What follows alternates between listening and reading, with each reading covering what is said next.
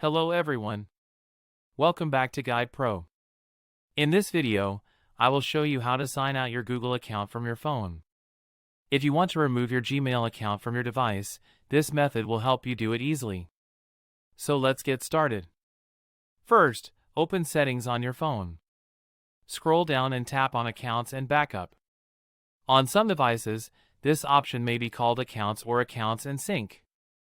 The names of these options can be slightly different depending on your phone. Now tap on Manage Accounts or tap on Google directly. Here, you will see all the Google accounts added to your phone.